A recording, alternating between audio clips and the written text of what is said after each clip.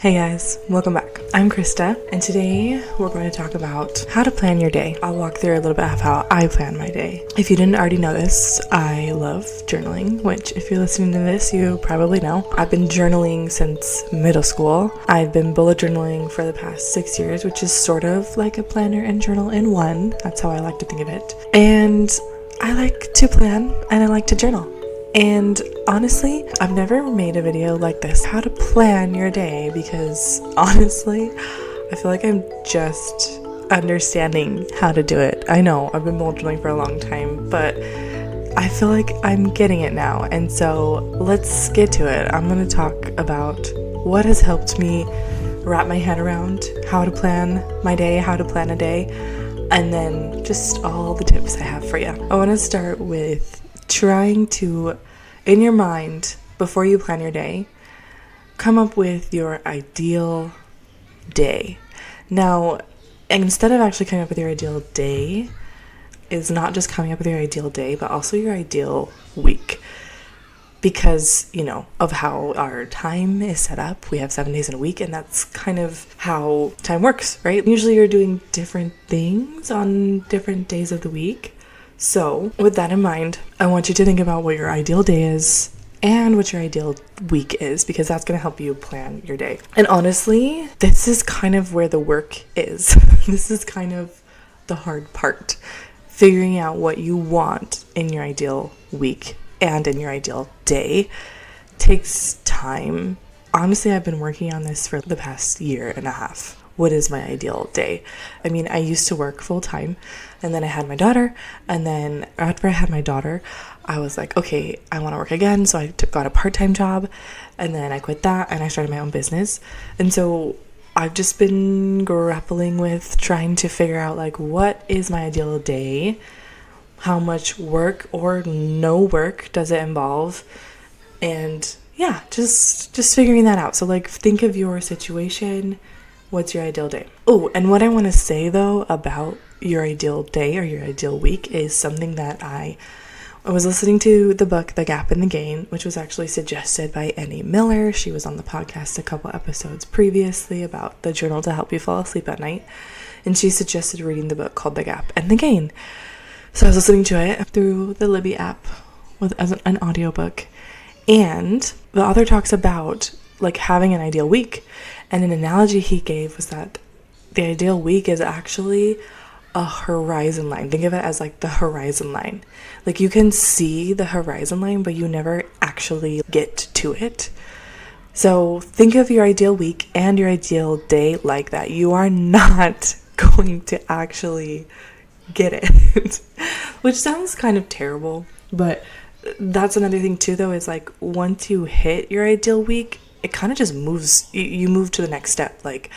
Okay, in my ideal week, I'm only working 10 hours a week. And then it's once you hit that, it's boom, okay, what do I want to do next after that? And you just already are moving on to the next thing. So I do like that though, because actually I think it was my third-ish bullet journal where I was looking for bullet journal spread inspiration, and I saw your ideal day. As a bullet journal spread that you could just set up and go through and list out your ideal day. And I actually really, really hated doing that. I made an ideal day and I was really frustrated because the next day I didn't do it. Then the day after that I didn't do it. The day after that I didn't do it. I never was actually doing it. And I was just I don't like that. So I stopped making ideal day bullet journal spreads in my bullet journal because they were just stressing me out. But that's why I think it's important to realize, okay, the ideal is not actually going to happen. So I wanted to preface that because I like that. I like having an ideal in my head. And that also helps me when I'm making plans in my planner, or it's my bullet journal, but when I'm making plans in my planner or bullet journal, that to even take that into consideration, that as I am setting up my plan for the day, this is in a way an ideal, and I'm actually not going to hit it, but it's going to get me closer to what I want to be doing. So hopefully that makes sense. So let's get into how I plan my day, and hopefully this will inspire you and help you figure out how you want to plan your day. Okay, so you have to have a planner or a digital planner, a way to write out or plan your day, I would suggest. So what I do is actually right now I currently have 3 journals, but I actually plan my day in the morning. Like the morning of that day is when I plan my day. Sometimes I'll do it the night before, but usually I do it the morning of, because I've already set up what my ideal week is. So I, in general, know what I want to be doing each day. And I have like an ideal day or like a daily rhythm that I'm like interested in following. So I don't really have to like plan my day like the night before, because my mind is calm already in knowing what my ideal day should look like or what day of the week it is. And like, okay, my ideal week tomorrow, I'm doing this. So that's why I'm like, okay, start with your ideal. You want to have your ideal. You want to know what you're working towards when you're planning your day. And it also goes back to the last episode where I talk about how I make a vision board.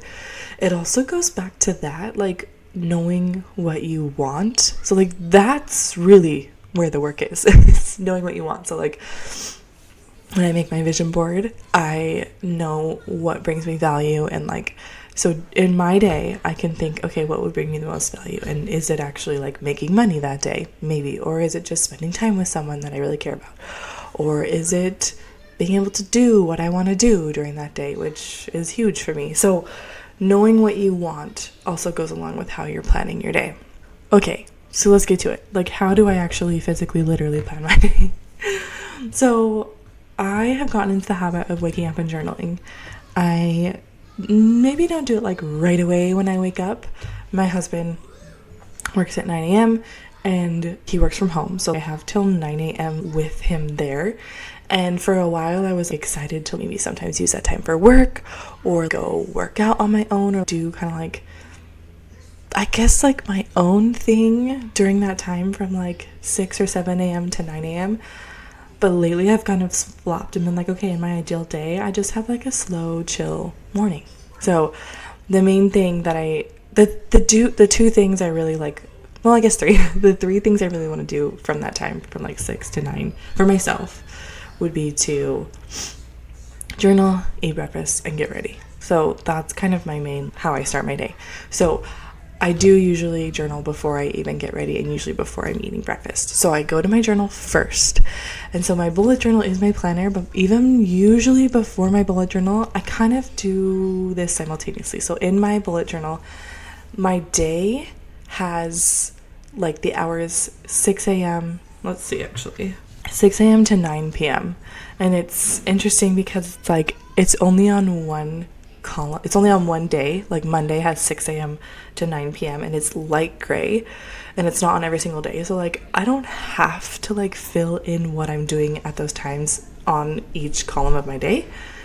But I generally tend to. That just is like nice for me to have that guideline, but also to not feel stressed to have to do it. But in general, that's what I'm using to plan out my day, plan out the hours of my day. So I kind of know what I want to be doing throughout my day. So I have that in mind. So I pull out my bullet journal, which is my planner. It has those hours of the day. I pull out my morning pages, and usually I'll start with my morning pages, which is just a brain dump for me. I'm just kind of like getting thoughts out of my head.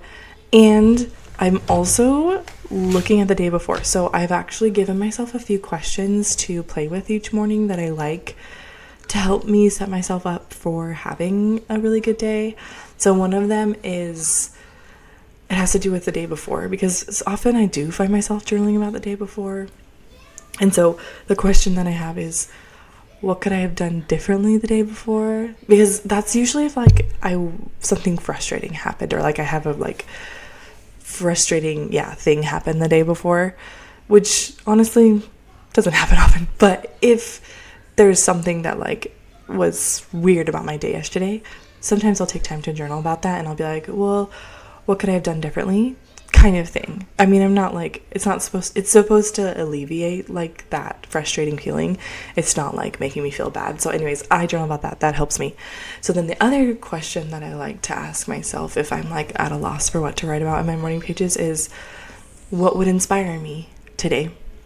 And that's a fun one to play with, because then that's usually what I'll put in my planner for what I want to do. today. And so I'll say what would inspire me, or like another question that I've heard from a podcasting coach I really like, her name's Amber Smith, is what's my highest level yes today? She talks about highest level yes. What's my highest level yes today? And then I'll write that usually in my morning pages, and often like that's when I'll transfer it over to my planner. So at the top of my planner, there's also just like a blank box for any to-dos that I want to make sure I get done. So that is like the gist of how I plan my day. So it kind of goes back to that ideal. So if you want to know like my ideal day and / week, I'll walk you through it a little bit just so you get a taste. So I have recently decided that I'm really enjoying being a stay-at-home mom, and I took a break from Instagram, or I am currently taking a break from Instagram. I talked about it in the last one, because I am trying to just like hone into like, what do I want? How do I want to move forward with my business? And it's actually feeling really natural to take this break right now, because I know I don't really like want to stop my business. I don't think I could ever stop thinking about journaling. I could ever stop thinking about this stuff, but it's helping me to, I'm trying to get into almost like a ideal year in my business. Ooh, yeah. So another planner thing for you, of just like, okay, I know at the end of the year, I kind of have a lot of planners and stuff to make for and with people. Anyways, so I'm like planning my ideal year, and it actually makes sense to me to like take February off if I want to. Obviously, I'm still podcasting because it's fun to me. Feels like a form of journaling. Anyways, so I'm like kind of taking the month off. I am still working. Everyone's like, are you quitting? No, I don't think I could ever quit. But I'm switching things, and I'm excited. I'm honestly just trying to like do my business without Instagram and see how that goes for a little bit. I'll definitely be back on because I enjoy it, but I'm enjoying the low input because Instagram is very stimulating and I get a lot of input from it, and I need a little break from that. So I don't remember why I was talking about that, but okay, I was talking through my ideal week. Okay, so for me, I'm enjoying being a stay-at-home mom, so I'm kind of leaning into that. So like my ideal week consists of making sure that I stay on top of laundry, because that's just like, there's 3 kids, there's lots of laundry. My laundry, I've just noticed that if the laundry isn't done, it really just like ruins my day. So that's important. I'm like scheduled out what days I want to do laundry for myself and the kids, and any like extra laundry kind of, I need to like pin this down more. Again, the horizon line, I'm not there yet, but I'm getting closer. So I usually kind of like plan out what days I'm doing laundry, and then besides that, like what do I even have in my weekly? Oh, I mean, Saturday and Sunday are different from Monday through Friday, right? So like Saturday, I like to prioritize like hanging out with my husband and family. I also like to clean my house on the weekends, so that's kind of like a Saturday, Sunday thing. I like to like restock the snacks in my pantry on Sunday. These are just like little things that like help me get in the flow of my week. And honestly, that's all I have on my like ideal week right now, is just those tasks that I feel like are important.